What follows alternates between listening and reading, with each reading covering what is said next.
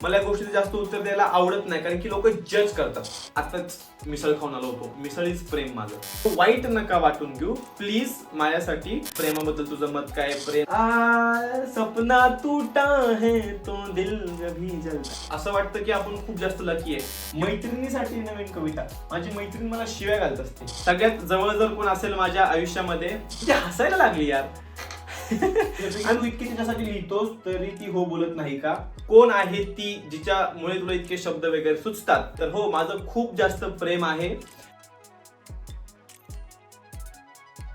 तर जय शिवराय मंडळी, कसं काय? सगळ्यात पहिलं तर तुमचं खूप खूप आभार. माझ्या इंस्टाग्रामवर 15,000 आता 16,000 फॉलोअर्स कंप्लीट झालेले आहेत आणि लवकरच आपण 20,000चा टप्पा पूर्ण करू, जर तुमचं असंच प्रेम राहिलं तर. मग याच अनुषंगाने आपण हा जो पहिला क्वेश्चन अँड आन्सरचा सेशन ठेवला होता, 2 दिवस झाले मी ती स्टोरी ठेवून वगैरे, तुम्ही खूप जास्त प्रश्न विचारले आणि त्यातल्या काही निवडक प्रश्नांची उत्तरं आज तुम्हाला इथे भेटणार आहेत. हा आपला पहिला पार्ट असणार आहे क्वेश्चन अँड आन्सरचा. लवकरच आपण पुढे पुढे जाऊ, तसं अजून प्रश्न विचारत राहा तुम्ही, अजून माझ्या पर्सनल लाईफ बद्दल मी तुम्हाला नक्कीच सांगत राहील. पण आज काही मोजके प्रश्न आपण घेऊया. तर चला चालू करूया. तर आपण पहिला प्रश्न हा घेतोय कारण की तो खूप जास्त कॉमन प्रश्न, म्हणजे जवळपास मला प्रत्येक 5-6 प्रश्नानंतर तो एक प्रश्न कॉमन होता की तू कुठे राहतोस, तुझं गाव कोणतं? तर या प्रश्नाचं उत्तर असं की मी राहतो पुणे जिल्ह्यामध्ये पिंपरी चिंचवड शहरात, मोशी या गावामध्ये. मोशी हे गाव आहे, गाव नाही म्हणता येणार त्याला, पण एक शहर म्हणू शकता, कारण की खूप जास्त डेव्हलप होते सध्या मोशी एरिया. तर मी मोशीमध्ये असतो. आणि दुसरं म्हणजे माझं गाव कोणतं आहे, तर माझं गाव आहे सांगलीमध्ये बाज हे खेडेगाव आहे. बाजचे आमचे वडील आहेत आणि माझा आजोळ आहे कोल्हापुरामध्ये हुपरी गावामध्ये. आता दुसऱ्या प्रश्नाकडे जाऊ. हा पण एक खूप कॉमन प्रश्न आहे खरं तर, पण हा प्रश्न विचारला की ना, मला या गोष्टीचं जास्त उत्तर द्यायला आवडत नाही, कारण की लोक जज करतात त्या गोष्टीमुळे. तर ती गोष्ट अशी आहे की माझं एज्युकेशन काय झालेलं आहे, तुझं क्वालिफिकेशन काय? तर क्वालिफिकेशन आणि एज्युकेशन मध्ये थोडासा फरक आहे. माझं क्वालिफिकेशन मी सांगतो थोड्या वेळात, पण माझं एज्युकेशन लक्ष द्या. 10वी पर्यंत मी सेमी इंग्लिश मधून 10वी पूर्ण केली. 12वी मी कॉमर्स साईडने केली होती, 11वी-12वी, आणि नंतर मी बीबीएचा कोर्स, बीबीएची डिग्री घेण्यासाठी कॉलेजमध्ये ऍडमिशन घेतलं. One of the best colleges in Maharashtra म्हणू शकता किंवा पुणे म्हणू शकता. बीएमसीसी मध्ये मी बीबीएचं डिग्री घेत होतो, पण सेकंड इयरला मी ड्रॉप केलं कॉलेज. हो, मी पूर्ण एज्युकेशन नाही केलेलं. सेकंड इयरला मी माझी डिग्री ड्रॉप केलेली आहे. मला मन लागत नव्हतं, माझी इच्छा होत नव्हती या सगळ्या गोष्टींमध्ये. पैसे वाया जातात असं वाटलं मला एका टाइमला जाऊन, आणि माझ्या पर्सनल आवडींकडे लक्ष दिलं जात नाहीये, त्याच्यामुळे मी कॉलेजच ड्रॉप करून टाकलं. रिस्क घेतली आयुष्यामध्ये मोठी, ती मी कॉलेज नाही केलं पूर्ण. तर हा, ह्या आणि हे तुम्हाला सांगताना मला तेवढं काही वाटत नाही, पण ज्यावेळी पाहुण्यांच्यात वगैरे बसलेला असतो तेव्हा ज्यावेळी हा प्रश्न विचारला होता तेव्हा थोडंसं होतं की यार आता काय या प्रश्नाकडे आले परत येऊन, असं होतं मला. पण ठीक आहे, आता काय वाटत नाही मला त्या गोष्टीचं की मी कॉलेज ड्रॉप केलेले किंवा मी एज्युकेशनली पूर्ण झालो नाहीये. आता अजून एक प्रश्न याच अनुषंगाने होतो की क्वालिफिकेशन काय? क्वालिफिकेशन माझं सांगायला गेलं तर एका वेगळ्या फील्डमध्ये मी खूप जास्त क्वालिफाईड आहे. ते फील्ड म्हणजे कराटे. याबद्दल पण प्रश्न आहेत, कराटे बद्दल पण, तर ते पण सांगू. पण मला हा प्रश्न कम्प्लीट करू दे की क्वालिफिकेशन काय? कराटे फील्डमध्ये माझं 2017-16ला ब्लॅक बेल्ट झाला होता, जे एक मोठं क्वालिफिकेशन असतं. त्याच्यानंतर मी नॅशनलचा जज बी झालो, नॅशनलचा जज ए झालो, जे मॅचेस वगैरे होतात नॅशनल इंटरनॅशनलचे, तर त्याच्यामध्ये मी जजिंग करू शकतो ऑफिशियली. हे माझं क्वालिफिकेशन आहे, मी प्राऊडली सांगतो. मी स्वतः नॅशनल प्लेअर आहे. आणि भारत कराटे अकॅडमी हे जे महाराष्ट्रातलं खूप नावाजलेलं कराटे असोसिएशन आहे, तुम्ही सर्च करू शकता, तर त्याच्यात देखील मी महाराष्ट्राच्या कोर कमिटीमध्ये आहे. तर हे एक माझं क्वालिफिकेशन आहे. त्यासोबतच माझे छोटे मोठे कोर्सेस झालेले आहेत, फिजिओथेरपीचे कोर्सेस झालेले आहेत, या सगळ्या गोष्टी आहेत. तर सर्टिफिकेशन क्वालिफिकेशन आहे माझ्याकडे. एज्युकेशन मी नाही केलं पूर्ण 12वी नंतर. तर कराटे या फील्डमध्ये माझं क्वालिफिकेशन खूप हायर लेवलचं आहे, वन ऑफ द हायर लेवलचं आहे. ह्याच्यापेक्षा हायर मी जाऊ शकतो आणि भविष्यात नक्कीच मी तुम्हाला तिकडे गेलेलं दिसेल. पुढचा प्रश्न असा आहे की VW21 अशी काहीतरी आयडिया आहे, ठीक आहे, लव्ह केलं पाहिजे की नाही? तो असं विचारतोय, मला विचारतोय. हा कॉमन प्रश्न आहे बरं का. अनेकांनी विचारले की प्रेमाबद्दल तुझं मत काय, प्रेम केलं पाहिजे की नाही वगैरे वगैरे. तर प्रेमापेक्षा सुंदर अशी गोष्ट नाहीये. प्रेम नक्कीच केलं पाहिजे. काही काही धडे देऊन जातं प्रेम, तर ते धडे शिकले पाहिजेत, या सगळ्या गोष्टी. आता प्रत्येकाचे अनुभव खूप जास्त वेगळे असतात. माझ्या आयुष्यामध्ये असे अनेक मंडळी आहेत ज्यांनी प्रेम केलं, प्रेम सक्सेसफुली निभवलं. असे पण काही व्यक्ती आहेत ज्यांनी प्रेम केलं आणि स्वतःच्या आयुष्याला असं म्हणतो ना आपण, घोडा लावून घेतला. तर बोललं नाही पाहिजे मी, पण ठीक आहे आता बोललो. तर अशा पण काही गोष्टी आहेत. त्याच्यामुळे स्वतःच्या गोष्टींवर डिसिजन करा. तुम्ही प्रेम कुणावर करताय, ती व्यक्ती तितकी डिझर्विंग आहे का हे तुम्हाला समजलं पाहिजे. समजलं पाहिजे तुम्हाला की समोरची व्यक्ती जितकी डिझर्विंग आहे का, आपलं प्रेम त्या व्यक्तीला द्यावं इतकं ती डिझर्व करते का, ह्या गोष्टी तुम्हाला समजल्या पाहिजेत. बाकी प्रेमासारखी सुंदर गोष्ट नाहीये. पुढचा प्रश्न असा आहे, सूरज मोरे यांनी विचारलाय की आयुष्यात पॉझिटिव्ह कसं राहायचं. आणि असंच भरपूर प्रश्न आहेत की तू कसा पॉझिटिव्ह राहतोस, मी इतका नेहमी सकारात्मक कसं काय लिहित असतो, या सगळ्या गोष्टी असे प्रश्न आहेत. तर त्या सगळ्या प्रश्नांना उत्तर येत असेल की पॉझिटिव्ह राहण्यामागे सगळ्यात मोठं कारण माझ्या आयुष्यात आहे वाचन. मी वाचन खूप जास्त करतो. दुसरी गोष्ट म्हणजे या व्यक्तीचा खूप जास्त प्रभाव आहे माझ्या आयुष्यामध्ये. व्यक्तीचा म्हणलो मी, खरं तर या देवाचा खूप जास्त प्रभाव आहे माझ्या आयुष्यामध्ये. छत्रपती शिवाजी महाराज आणि अर्थातच त्यासोबतच तितकाच प्रभाव माझ्या आयुष्यामध्ये आहे छत्रपती संभाजी महाराजांचा देखील. आणि त्याच्यामुळे मी पॉझिटिव्ह असतो. आणि माझा या जगाकडे बघण्याचा दृष्टिकोन थोडासा गेल्या काही वर्षांमध्ये बदललेला आहे. असं वाटतं की आपण खूप जास्त लकी आहे.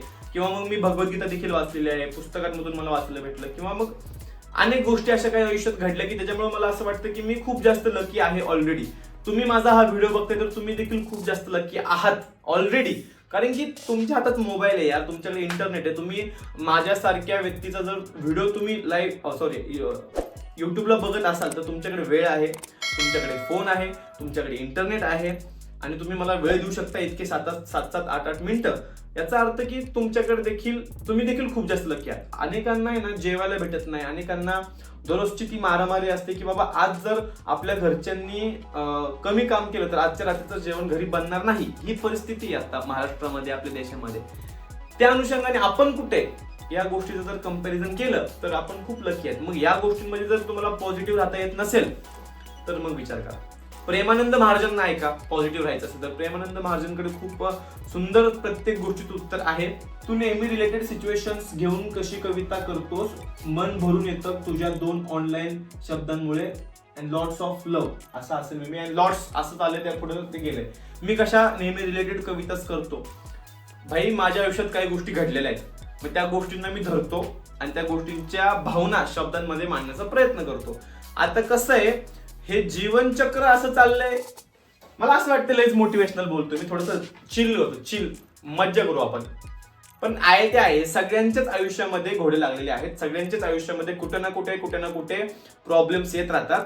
त्याच्यामुळे त्या गोष्टी तुम्हाला रिलेट होतात. सगळ्यांना रिलेट नाही होत. माझे मित्र असे तोंडवर मला बोलतो की काय कविता आहे, काय फालतू कविता आहे, असं बोलणारे पण मित्र आहेत.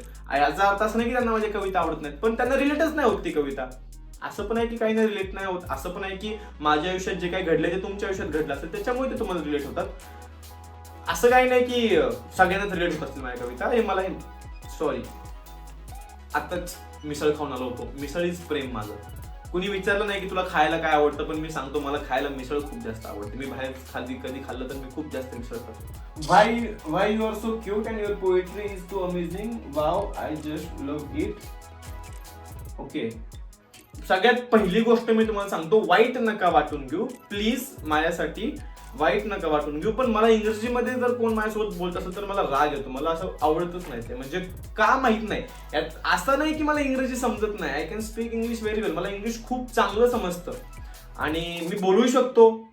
जसं तुम्हाला पाहिजे तसं इंग्रजी बोलू शकतो, कारण की मी प्रवास केलेला आहे तितका जास्त. पण मला आवडतच नाही मला इंग्रजीमध्ये बोललेलं. मराठी भाषेच्या कविता मी पोस्ट केल्या आतापर्यंत. मी अजून हिंदीमध्ये पण नाही घुसलो. आणि तुम्ही कुठं त्या पाश्चात्य भाषा घेऊन माझ्याकडे येता. पण ठीक आहे, तुमच्या प्रश्नाचं उत्तर देऊ आपण. मी एवढा क्यूट काय? मी क्यूट आहे. माझ्या मम्मीला विचारा कधीतरी मी एवढा क्यूट कसा आहे. माझी मम्मी सांगेल की मी क्यूट आहे की नाही. मी क्यूट वगैरे नाही अजिबात. पण तुम्हाला असं वाटत असेल तर ते सोशल मीडियामुळे वाटतंय. सोशल मीडियावर एक गोष्टी वेगळ्या असतात, वेगळ्या अनुषंगाने तुम्ही बघत असता. सगळ्याच गोष्टी तशा नसतात जशा तुम्ही बघत असता. त्याच्यामुळे क्यूट नाहीये मी. आणि your poetry is too amazing. Thank you. Yes, माझ्या कविता चांगल्या असतात, मलाही माहिती आहे. आत्मविश्वास आहे मला. तुमच्या पहिल्या प्रेमाने खरंच खूप त्रास दिलाय का? सपना टूटा है तो दिल कभी जलता. माझ्या पहिल्या प्रेमाने मला खूप त्रास दिलाय का? माझं पहिलं प्रेम होतं तरी का कुणावर? ह्या सगळ्या गोष्टी खूप वेगळ्या आहेत. त्या गोष्टींवर मी नाही बोलणार युट्यूबच्या व्हिडिओमध्ये. पहिल्या प्रेमाने खूप त्रास नाही दिला मला कुणीही त्रास दिला नाही. तेवढी कुणाच्या लायकी नाहीये.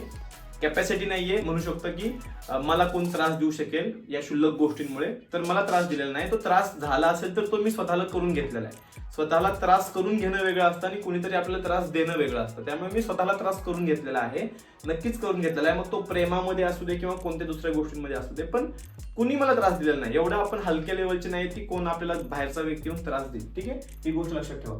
भाऊ प्रिय मैत्रिणीसाठी नवीन कविता प्लीज. मैत्रिणीसाठी नवीन कविता. माझी मैत्रीण मला शिव्या घालत असते. त्या मैत्रिणीचं मी नाव घेत नाही, पण ती माझी मैत्रीण जी आहे ती मला खूप जास्त शिव्या घालत असते. त्याच्यामुळे मी तिच्यासाठी कविता नाही करणार.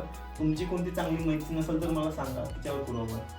शाळावरून कविता करणं कृपया. शाळेचं आणि माझं खूप जास्त चांगलं नातं आहे. शाळेवरून देखील कविता करेल मी.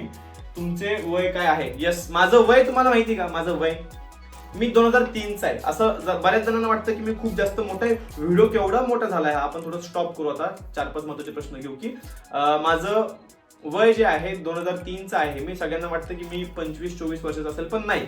कोवळ आहे हो, ऐन तारुण्यात आहे मी. 21-22 वर्षाचा आहे मी. यंदा मला 22 पूर्ण होईल, 22 लागेल. त्याच्यामुळे लहान आहे मी. बघा, माझ्या आयुष्यातील आवडते व्यक्ती. मला एक जण विचारते की कोण आहे, भक्ती पाटील विचारतात की माझ्या आयुष्यातील आवडत्या व्यक्ती कोण आहेत. माझं कसं आहे, मी बऱ्याच फील्डमध्ये काम केलेलं आहे. जसं कराटे असेल किंवा कवितांचं असेल, सोशल मीडिया असेल, अनेक बिझनेसेस मी ट्राय केले, काही फेल झाले. तर अनेक फील्डमध्ये मला कोण ना कोण व्यक्ती जवळच्या भेटत गेल्या. सगळ्यांचं एक वेगळं स्थान आहे, पण सगळ्यात जवळ जर कोण असेल माझ्या आयुष्यामध्ये तर नक्कीच माझे आई वडील आहेत. माझा मोठा भाऊ आहे अभिषेक कुंभार, दीदी आहे सिद्धी कोठावळे, आणि अर्थातच मित्र माझा श्रेयस कोठावळे असतील. भरपूर जण आहेत, आता प्रत्येकाची नावं नाही घेऊ शकत. सागर खांडगे असेल, अभिषेक सोनवणे असतील, आमचे कराटेचे सर एजाज सय्यद असतील. त्यांनी मला खूप इनिशियल स्टेजला सपोर्ट केला. ते माझे खूप जास्त जवळचे आहेत. असे अनेक व्यक्ती आहेत. मुलींची नावं नाही घेत मी, मुद्दाम नाही घेते मुलींची नावं जास्त. मुली पण आहेत माझ्या आयुष्यात. खूप अशा चांगल्या मैत्रिणी आहेत ज्या माझ्या खूप जास्त जवळ आहेत, पण त्यांची नावं मी मुद्दाम नाही घेत नाही. उगाच काहीतरी विषय व्हायचा, तुम्ही वेगळा अर्थ घ्यायचा म्हणून नाही घेते. आणि काय, शिर्डीला कधी येणार, नाशिकला कधी येणार, संभाजीनगरला कधी येणार, या सगळ्या गावांमध्ये तुम्ही जेव्हा बोलवाल आपले लवकरच शो होतील. बाबांनो, आज स्वप्न आहे की प्रत्येक शहरामध्ये आपल्या कवितांचा शो झाला पाहिजे, त्यावेळी नक्की येणार. आपण आहे की तुझे विचार पुन्हा एवढे छान कसे आहेत, एवढं सुंदर कसं लिहितो. मी सुरुवातीला पण म्हटलं की माझ्या आयुष्यामध्ये प्रेरणा टाकणारे 2 देव व्यक्ती आहेत. ते म्हणजे छत्रपती शिवाजी महाराज आणि छत्रपती संभाजी महाराजांना मी खूप जास्त जवळून मानलेलं आहे. त्यांना मी खूप जास्त मानतो, किंवा देवाचा कुठेतरी आपण त्यांना दर्जा दिलेला आहे. त्याच कारणामुळे या सगळ्या गोष्टी आहेत. सगळे विचार त्यांच्याकडून प्रेरणा गेले. म्हणजे एखाद्या मुलीकडे कसं बघायचं, एखाद्या व्यक्तीकडे कसं बघायचं, एखाद्या बिझनेसकडे कसं बघायचं, एखाद्या सिच्युएशनकडे कसं बघायचं, एखाद्या अपॉर्च्युनिटीकडे, एखाद्या संधीकडे कसं बघायचं, ती संधी कशी हिसकून घ्यायची. संधी तयार होत नसेल तर संधी हिसकून घ्यावी लागते, आणि संधी असेल तर त्याला पकडावं लागतं. या सगळ्या गोष्टी आपण या व्यक्तीकडून शिकलो. त्याच्यामुळे सगळ्या अनुषंगाने माझी लाईफ मी यांच्याकडून प्रेरणा घेतो. त्याच्यामुळे विचार चांगले आहेत माझे. यांच्याकडे विचार घेतो म्हणून विचार चांगले आहेत. बाकी माझ्या काही निगेटिव्ह गोष्टी पण आहेत, त्या माझ्या काही जवळच्या लोकांना नक्कीच माहिती असतील. ते मी तुम्हाला नंतर कशाला सांगू, तुम्हाला काय सांगू. मला एकाने खूप फनी प्रश्न विचारलाय की प्रांजू_07_ गाणी म्हणायला ट्राय कर, खरंच तू म्हणू शकतोस, आवाज छान आहे. माझा आवाज छान आहे. माझा आवाज, माझ्या ज्योती मावशीला, माझी सगळ्यात जवळची मावशी पण आहे. मी जसं म्हटलं जवळच्या व्यक्तींमध्ये ती सुद्धा आहे, ज्योती मावशी सुद्धा आहे, आणि श्रीना पण आहे, तिची मुलगी लहान.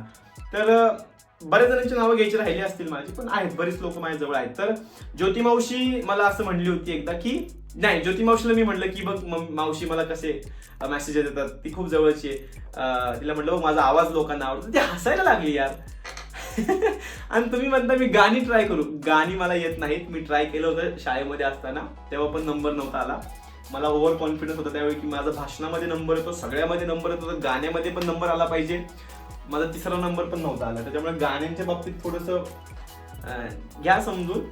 श्रुती_yes_10 त्रास विचारते की तू इतकी तिच्यासाठी लिहितोस तरी ती हो बोलत नाही का? पर्सनल हो रे हो. आणि तुझ्या कवितांवर भाळत नाही का? नाही बाबा, त्या गोष्टींवर न बोलण्यासारखंच आहे. काय कारण की मी तिला माझ्या कविता आवडाव्यात, ती माझ्या कवितांवर भाळावी, ती मला हो बोलावी म्हणून मी कविता करत नाही. त्याच्यामुळे ह्या प्रश्नाचा काही अर्थ लागत नाही.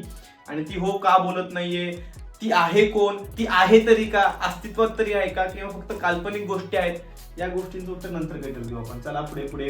बऱ्यापैकी प्रश्न झालेले आहेत, पण एक खूप कॉमन प्रश्न असा आहे, मी एवढ्या कविता लिहितो की ती कोण आहे, कुणावर तू इतक्या कविता करतो, किंवा कोण आहे ती जिच्यामुळे तुला इतके शब्द वगैरे सुचतात, तुझं एवढं प्रेम कुणावर आहे. तर हो, माझं खूप जास्त प्रेम आहे माझ्या अप्सरावर. माझी गाडी खूप सुंदर आहे आणि तिचे इतकं सुंदर कोणच नाहीये, त्याच्यामुळे प्रेम तर आहे बाई. आपली गाडी म्हणजे, तुम्ही या कधीतरी माझ्या गाडीला भेटायला. तिचा आणि माझा रोमॅन्स एक वेगळ्या लेवलला असतो. फक्त ती, मी, एक मोकळा रोड आणि एक्सलेटर हातामध्ये, पायात गेर, बांग.